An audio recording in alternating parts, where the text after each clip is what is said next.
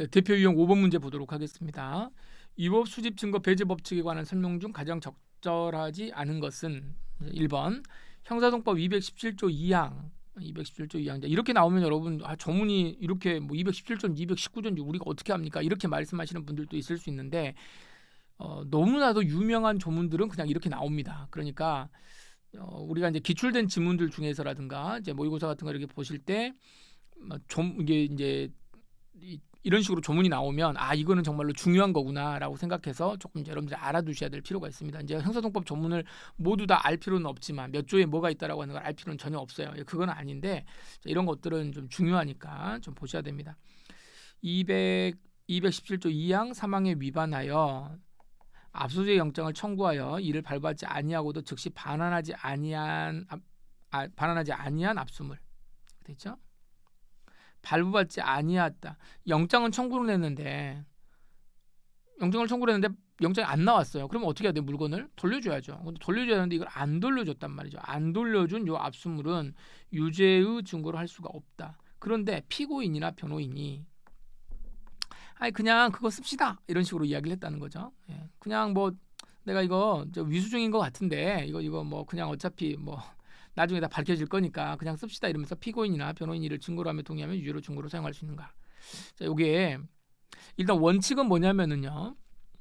217조 2항 3항이나 이런 데 위반했다라고 되어 있죠. 위반이라고 되어 있으니까 이거는 뭐예요? 법률 위반이죠. 법률 위반입니다. 이 법률 위반인데 법률 위반해 가지고 증거가 지금 수집됐다라고 하는 거죠. 그럼 이걸 우리가 뭐라고 그럽니까? 위수증이라고 이야기하죠. 자, 위수증의 특징 중에 가장 큰 특징이 뭐냐면 이거는 처음부터 수집하는 과정부터서가 쓰레기예요. 절대로 증거로 사용을 할 수가 없어요. 이 부분은 없기 때문에 설령 이게 여기 당사자 여기 이제 요 당사자라고 하는 것이 여기 이제 어찌됐든 간에 요 피고인 쪽이겠죠. 불리한 사람이니까 피고인과 피고인을 도와주고 있는 요 변호인 요 사람이 뭐하면 동의를 하게 되면 어떻게 되는 거냐? 불리한데도 불구하고 이걸 동의를 하게 되면 요거는 쓸 수 있는 거 아닙니까?라고 이제 생각할 수도 있지만 자 위수증은 동의가 있어도 뭐가 된다? 그래도 위수증이다. 요게 이제 기본적인 틀입니다. 그래서 쓸 수 없고요. 당연히 쓸 수가 없고 피고인이나 변호인이 이를 증거로 하며 동의하였더라도 유죄의 증거로 사용할 수 없다. 이렇게 정리를 하셔야 됩니다. 자, 틀렸고요. 자, 그럼 217조 3항이 이제 뭐라는 거냐? 자, 요게 이제 요 조문이 뭐냐면은요. 216조부터 217조, 218조, 216, 217, 218조. 요거 세 개는 좀 여러분 좀 알아두셔야 되는데 요게 소위 말하는 영장주의 예외입니다. 영장주의 예외와 관련된 내용이에요. 자, 여기 나온 김에 217조 2항 3항 잠깐 좀 보고 가겠습니다. 217조를 보시면은요. 217조 여러분들 많이 이제 보셨던 거예요. 자, 보세요. 1항 같은 경우 보시면 검사 또는 사법경찰관이 긴급 체포됐습니다. 긴급 체포돼 가지고 체포된 사람 이미 체포된 사람인데 이게 긴급 체포해가지고 마약 혐의로 긴급 체포를 했어요. 근데 이놈이 야 너 마약 어디 있어? 그러니까는 이 사람이 체포가 어디에서 됐냐면 긴급 체포된 사람이 강남역에서 긴급 체포가 됐는데 마약이 없네. 요 마약이 어디에 있어? 너 마약 어디 있어? 그러니까 자 부산 해운대에 있다. 해운대 이게 이제 들어가 있단 말이야. 요때 어떻게 할 거냐? 자 체포된 자가 소유 소지 보관하는 물건에 대해서 긴급히 압수할 필요가 있으면 어떻게 됩니까? 여러분 기본 강의 시간 다 배우셨죠? 자 요거 체포한 때부터 몇 시간 이내, 24시간 이내에 한해서 거의 가지고 올 수 있습니다. 그러니까 강남역에서 체포된 사람 요거 해가지고 가지고 가서 어떻게 해요? 저기 넘어가서 저 해운대까지 가가지고 24시간 이내에는 그냥 영장 없이 압수수색할 수 있다는 겁니다. 되셨죠? 자, 우리 근데 이제 여기 문제에서는 2항 3항인데 검사 또는 사법경찰관은 자 이런 경우에 해운대 가가지고 뭐한 경우 영장 없이 압수한 경우 또는 216조 1항 제2호라고 돼 있는데요. 자, 이 경우는 뭐냐면 체포 현장에서 압수수색 검증하는 경우예요. 체포 현장에서. 자, 아까 우리 대마 판례 같은 거 기억나시죠? 현행범으로 체포하는데 현행범으로 체포하려고 하는데 거기에 뭐가 있어요? 마약이 툭 떨어진단 말이에요. 그래서 요 마약을 영장 없이 압수할 수 있느냐? 할 수 있다 말이죠. 할 수 있다. 할 수는 있는데 이것을 어떻게 한다? 계속 압수할 필요가 있으면 어떻게 해야 되겠다? 지체 없이 압수영장을 뭐 해야 된다? 청구해야 된다. 요 조문이죠. 그런데 요 청구를 했는데 검사 또는 사법경찰관이 여기에 따라서 요거에 따라서 청구를 했는데 만약에 판사님이 뭐를 했다? 영장을 발부하지 않았다. 발부를 안 해줬다. 영장을 발부해주지 않았다. 그래서 요걸 우리가 뭐라고 하는 거예요? 영장을 발부하지 못한 때, 요 때는 어떻게 해야 되냐? 물건을 반드시 반환을 해야 되는 거예요.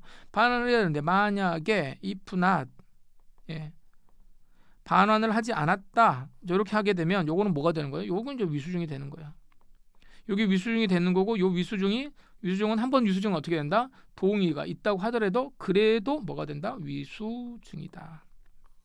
이렇게 된다. 그래서 이 동의가 아무런 영향을 끼치지 못한다. 이렇게 보셔야 되는 겁니다. 무슨 말인지 아시겠죠? 자, 여기서 216조, 217조와 관련된 내용이 이제 이런 내용이었어요. 자, 그래서 1번이 먼저 가장 적절하지 않은 것이니까 뭐 답은 나와 버렸네요. 자, 1번이고요. 자, 그다음에 이제 그럼 조금 이제 우리가 편하게 볼 수가 있겠습니다. 그래서 2번부터 이제 다 맞는 판례겠죠. 뭐. 자, 2번. 자, 수사기관이 피의자 갑의 공직선거법 위반 범행을 이제 이 사람이 공직선거법 위반이 돼가지고 이제 요 영장을 가지고 가가지고 이제 갔습니다. 요 집행을 하고 있는데 갑에 대해서 것만 이렇게 받아야 되는 건데 뭐가 나왔냐면은 워낙 이제 선거법 위반한 사람들이 많으니까 을과 병 사이에 이 녹음 파일을 입수를 해가지고 을병이 뭔가 잘못했다라고 하는 사실을 발견을 했다. 그럼 이거 어떻게 할 거냐 그 말이죠. 그럼 이거는 원래 영장은 뭘로 가지고 왔어요? 갑의 영장을 갑 잡으려고 들어갔는데 을과 병이 이제 문제가 된 케이스니까 을병에 대해서 본 거는 저기 뭐라고 돼 있습니까? 무관이라고 돼 있죠. 자, 이거를 무관 증거라고 이야기합니다.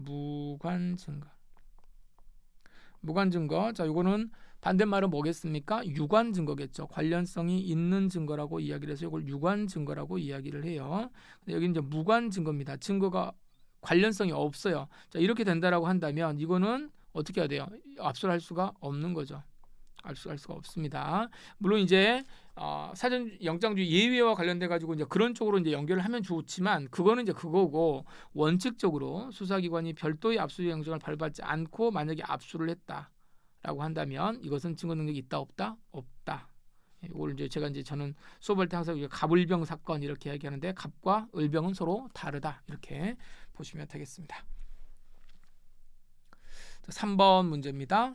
3번 질문입니다. 피고인이 범행 후에 피해자에게 전화를 걸어오자 이제 피해자가 증거를 수집하려고 전화 내용을 녹음했다. 그래서 녹음 테이프가 피고인 모르게 녹음됐다라고 해서 이를 위협하게 수집된 증거라고 할 수 없다. 자, 이거는 뭐 다른 건 없고요. 여기 통비법에서 말하는 것 중에 이게 뭐죠? 당사자 간의 통화를 녹음한 거죠. 당사자 간의 통화를 녹음하는 거. 자, 이거는 물론 이제 이 당사자 간의 통화를 녹음하는 것에 대해서 이것을 좀 이렇게 제한을 해야 되는 거다. 왜냐하면 상대방이 이제 모르잖아요. 녹음되는지 모르는 상태에서 그냥 의도적으로 유도해가지고 이제 하는 것들도 있고 하기 때문에 자기 목소리가 녹음된다는 사실을 모르고 나중에 그게 이제 또 이제 뭔가 부메랑으로 오기도 하고 막 이러잖아요. 그래서 요즘에 우리나라는 지금 어떻습니까?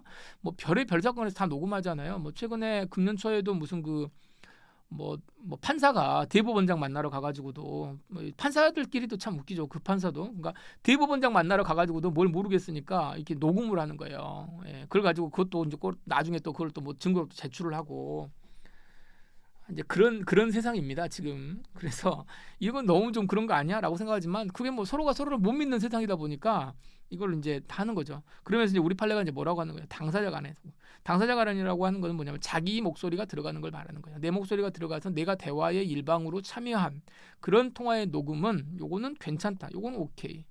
그럼 요거는 위수중이 아니다. 설령 남이 몰랐다고 하더라도 상대방이 몰랐다고 하더라도 이건 내 목소리가 들어갔기 때문에 이거는 괜찮다라고 본 사례죠.